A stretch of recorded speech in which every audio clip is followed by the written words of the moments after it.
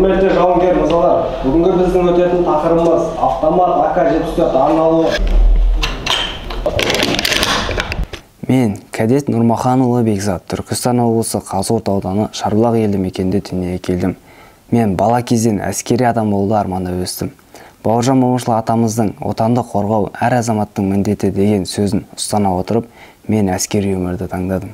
Мен оқушы кезде алғашқы әскери дайындық сабағын жақсы оқыдым. Ол менің әскерге деген қызығушылығымның арқасы деп ойлаймын.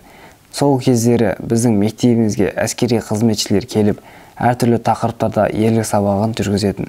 Сол кезде қызығушылығым арта түсті. Мектепті бітірген соң Ақмола облысындағы Шоқан Уәлиханов атындағы әскери колледжге оқуға түстім. Кадет корпусында кәсіпқой сержанттарды және мықты мамандарды дайындап шығаратын оқу орталығы. Ол жерде 3 бағытта мамандарды дайындап шығарады: танкішілер, жаяу әскерлер, артиллеристер. Осы 2 жыл оқу кезінде бізге көптеген нәрселерді үйретті. Оларды айта кетсек, жауынгерлік даярлықты, жеке құраммен қалай жұмыс істеу керектігін, саптық тәсілдерді, дене дайындықтарын, жауынгерлік техникалар мен атыс құралдарын қалай ату керектік тәсілдерін үйретті.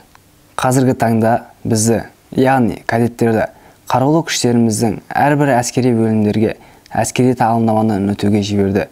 Мен қазір гвардейск гарнизонындағы 21450 әскери бөлімінде 1-ші танк батальонында танк командирі лауазымында тәжірибе алып жүрмін.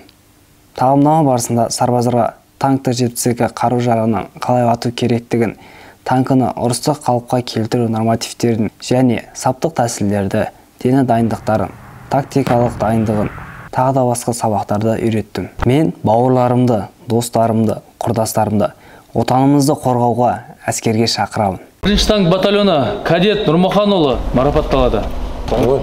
Кадет Маулиханұлы марапатталады.